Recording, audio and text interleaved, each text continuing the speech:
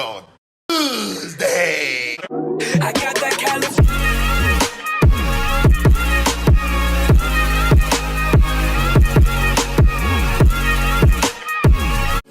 What's good? BALLCONTROL. Balk with your family. I'm your host DJ. Today we're about to be talking about the Los Angeles Lakers and their future, if it's bright or not. And I'll hop into that, but real quick, I just want to say, if you're new, hit the sub button. This channel has been taking off recently. We have been picking up with a lot of traffic. So yeah, if you're new, stopping by, if you're a Laker fan, if you're an NBA fan, if you're a fan of any team, hit that sub button, hit that like button, because this channel is taking off. We're on the rise. So hop on the train now while we're still small. That way you could be there in the future when we big, and I will not forget about any of you guys day one.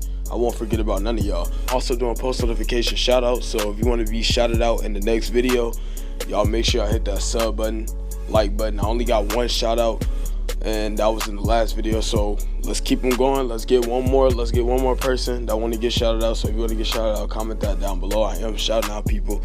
So yeah, so with all that being said, I just want to hop right into the Lakers and their future. And yeah, is the Lakers having a promising future? Do they have a bright future? Now, when you look at the Los Angeles Lakers, we all know going into the season that we predicted them to go to the playoffs, be one of the top tier seeds in the West. Me personally, I feel like they were going to be a middle of the pack team, around 5th, but that's still pretty good from a team that's young and that didn't go to the playoffs at all. So that's pretty much growth. We all thought that was going to happen because the acquisition of LeBron James, and we thought LeBron could elevate this squad to the next level, but that hasn't been the case because of injuries and poor leadership, in my opinion. And when I mean poor leadership, I mean when you're the veteran, the lead veteran of the team, you're quote-unquote going into the season the best player in basketball. The young players on that squad look up to you, and they view you as, you know, their idol. Some of them probably father figures. I doubt it, but you get the picture. When you cement into that leadership role and you can't deliver, and you're showing body language that you don't care, or you're just there just to be there and not giving those young guys proper guidance, then the whole team is going to resent themselves from you, and that's where you get chaos, and that's where you get dysfunction. That's where you get players that just don't want to play with one another, and that's how you lead to a non-successful functional team. And ultimately, that leads to a no playoff team. Now, you could say, well, you know, DJ, well, with the Los Angeles Lakers, it was a mix really of injuries and the Anthony Davis trade. Yeah, the Anthony Davis trade also was created, you know, toxic by the franchise and by, in my opinion, LeBron James, because he was so quick into a rush into getting Anthony Davis, and that resulted to all the players on the team, you know what, F this dude, I don't want to play with him no more. I'm just going to, you know, go out there and go get mines and not play well as a unit. And yeah, that led to the Lakers not going to the playoffs. But besides all that, we're here to dive into, you know, the future of the Lakers, and do they have a bright future? Now, again, I already mentioned about the record just now, and, you know, the course of the Lakers. Now, we all know what happened recently with Magic Johnson. He stepped down from basketball operations, which is now, you know, held by really Rob Pelinka and Jeannie Buss. Now, the Lakers, as far as future, really it comes down to this year's free agency, because the Lakers' title window is pretty small. And I feel like their title window to win the whole thing is pretty slim. If they can't get a solid acquisition, I mean, if it's not Anthony Davis, if it's not Kyrie Irving, if they can't even get a Jimmy Butler, even Jimmy Butler, I still wouldn't think they're a championship team. But you kind of have to nail it. They're kind of in a situation with the New York Knicks in my last Knicks future video. You can go watch that if you haven't heard me. But if you haven't seen that Knicks video, go watch it. I said in the Knicks video, the Knicks have to nail it in free agency if they want to have a bright future, or if they want to be successful for the next 4 or 5 years. That's going to apply same with the Lakers. Lakers, you have a 33 to 34-year-old LeBron James. His prime is starting to decline drastically. He's no longer, in my opinion, the best player in basketball. His talents are on the decline. His body is not holding up to what it used to be, and he's not playing defense. So if you're the Los Angeles Lakers, you're looking at free agency, you got young assets, you used to be best player in basketball, and you got a lot of cap space. You can make a run for some of these top tier, players in the NBA.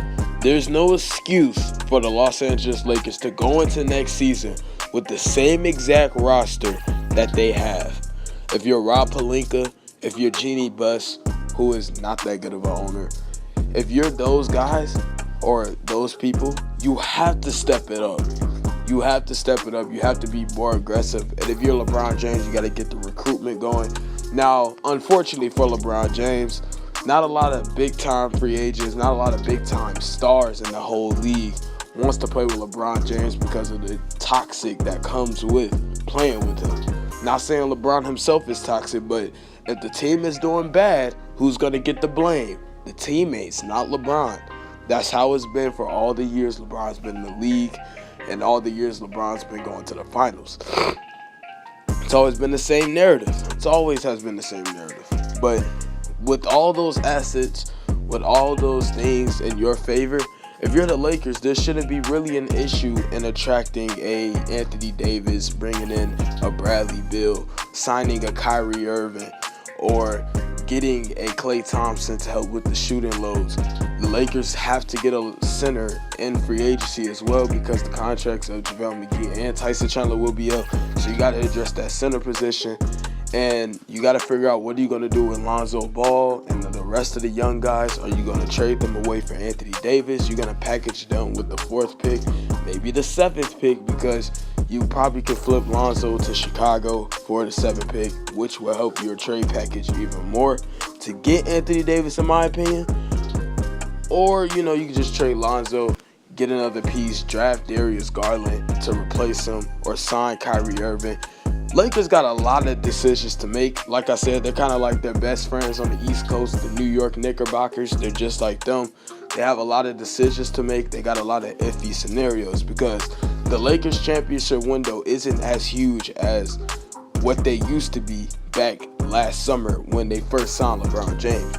Their championship window is kind of small if you really, really think about it, if they can't nail it in free agency or the draft. I feel like them landing the 4th pick in the draft was huge for them, and I feel like them landing that pick really helps them out in a tremendous way as far as they either could use that as a tool to trade for Anthony Davis, or use that to get Bradley Beal or any other hottest top tier trade candidates going into this year.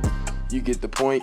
Or they could use that pick to draft for Darius Garland, who can shoot the 3 ball, who could fit better with LeBron James, play off of LeBron a lot better.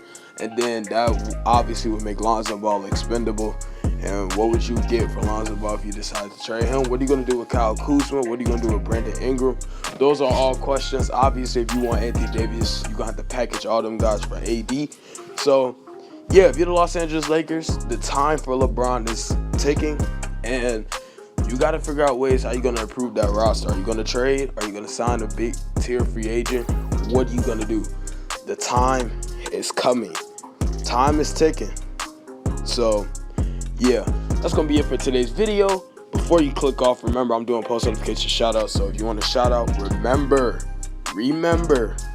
hit the subscribe button, hit the notification bell, and comment down below that you have done that. So, yeah, I'm your host, DJ. Salute to everybody at home. Salute to everybody watching the video. Again, I'm your host. I'm out. Peace.